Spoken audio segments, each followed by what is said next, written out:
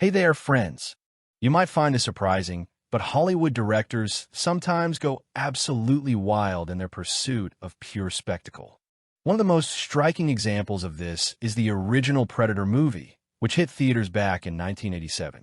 Honestly, it blows my mind just how absurd the weapon arsenal in this movie actually is.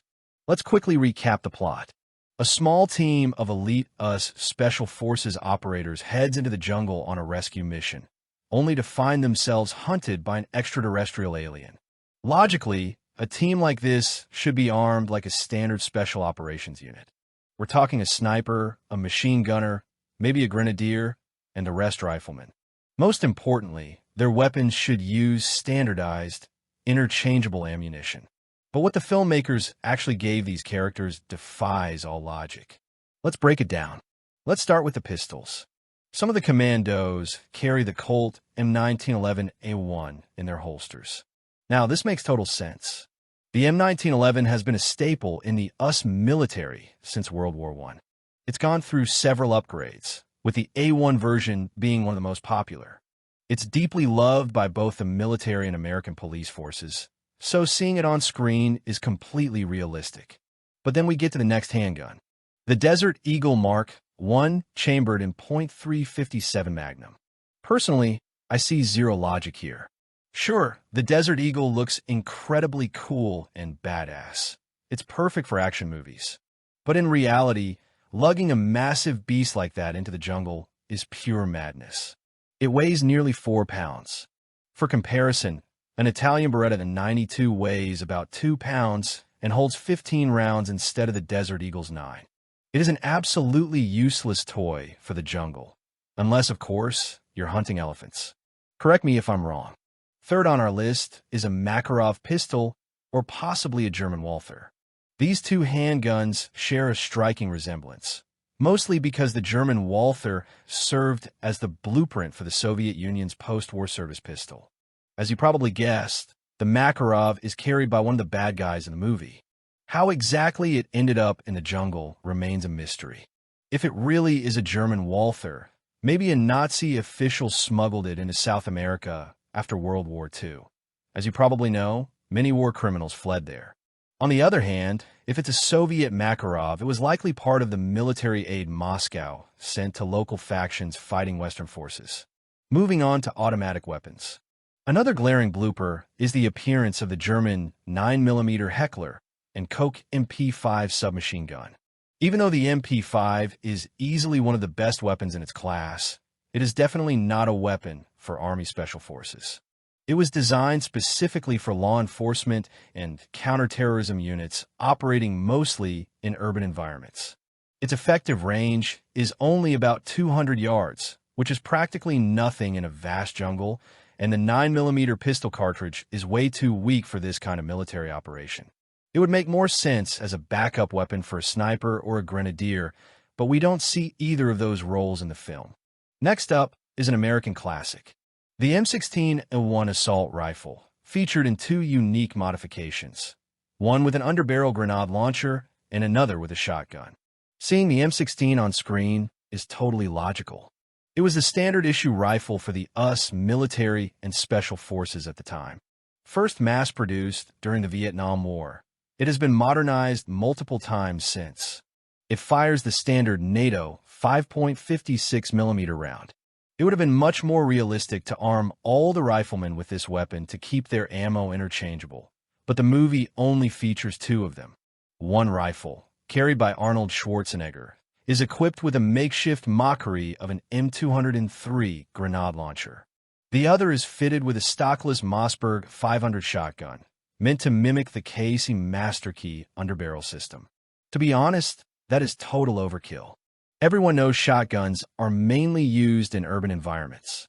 In a thick forest, they are pretty useless unless you're hunting ducks.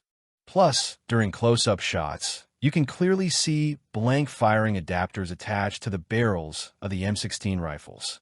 And, of course, as with any action movie, you can't escape the Kalashnikovs. All the guerrilla leaders run around with ACM rifles, or more accurately, Chinese-made copies of them. One distinguishing feature of the ACM is its 7.62mm caliber, its distinct muzzle brake. It's no surprise that the guerrillas are armed with these. It is a well-known fact that the Kalashnikov rifle was manufactured in massive quantities all over the world, often illegally. However, the next firearm deserves special attention. At first glance, it looks like a Soviet RPK light machine gun. But if you look closely, it's actually a Finnish copy of the RPK, the Valmet M78/83 machine gun. Its giveaway feature is the buttstock, which looks like the one on a Dragunov sniper rifle. By the way, does anyone know which other Arnold Schwarzenegger movie features this exact machine gun? Let me know in the comments. The filmmakers definitely overdid it here too. How these guerrillas got their hands on such a rare Finnish machine gun remains a total mystery. It's highly likely it was just a cool prop from a Hollywood armory thrown in just to look heavy duty. Now let's move on to the heavy artillery, the squad automatic weapons. First is the famous M60E3 machine gun, affectionately known as the Pig. This was the primary machine gun for the U.S. Army during and after the Vietnam War. Its design was heavily inspired by the German FG-42 paratrooper rifle and one of the best machine guns of World War II, the German MG-42. The movie features the lightweight E3 modification, complete with a forward pistol grip under the handguard and a shortened barrel. Its appearance makes perfect sense. As I mentioned earlier, a squad like this needs at least one machine gunner, and he is armed with a textbook weapon for us special forces. The only tiny catch, if you look closely at the barrel, you can see a blank firing adapter attached to it.